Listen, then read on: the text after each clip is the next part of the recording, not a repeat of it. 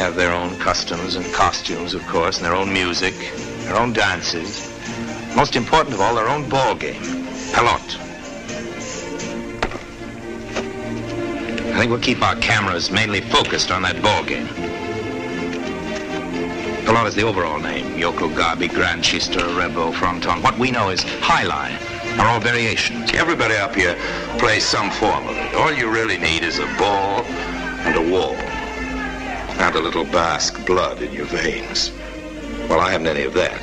And I'm no pelot player, but I've grown so fond of this part of the world that I do feel somehow related to it.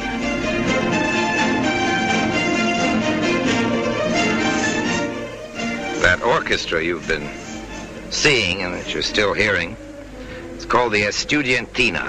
Hope I'm pronouncing that right. It's a group of teenagers who get together in a little village in the Basque country and make that nice music. And the guitar player happens to be an American, an 11-year-old American friend of mine. We're going to meet him in a minute.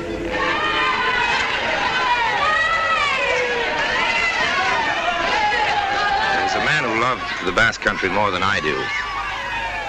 Really more because he lived here longer. I've never lived here. I'm just a visitor. I came down to visit him and his family. It was Charles Wertenbaker, the writer, great friend of mine, a great man.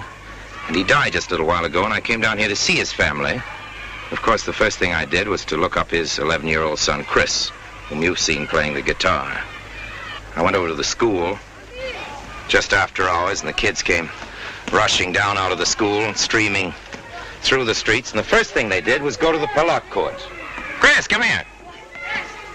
Hey, Chris. Hi. What are you doing? What are you playing? Playing pelot. Pelot? That's a far cry from baseball. American boy to be playing pelot. I don't even know the rules of the game. Are you a champion? No. You aren't? Well, who is? Introduce me to the champion. Bernard. Bernard, that's your best friend. Well, hello, Bernard. Bonjour. Bonjour. Well, if you're the champion of this particular group, Bernard, you must have begun when you were quite young. Ask him.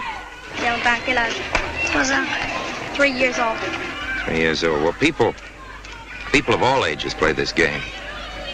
Sheep herders and mountaineers, the smugglers, the fishermen. And they come in their day's fishing as soon as they've weighed in their catch, and they get right over to the pelot court and start a game.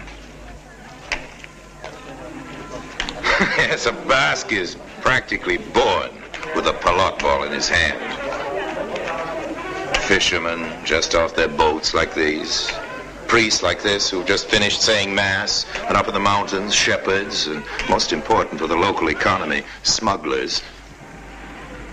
All divert themselves with some form of this vigorous game. It's supposed to be older than the Roman occupation. And there's a legend that the first game of all was played in the Garden of Eden, using the apple for a ball. Yeah. Well, there's one thing. Before Chris climbs out of the cherry tree, I'd like to ask him a question that a lot of people have asked me. Is there any money to be made out of this game? Do people make money out of it? Well, the professionals are paid, I reckon, and they bet on each other. Come on, give me a cherry. I'm hungry. That's right.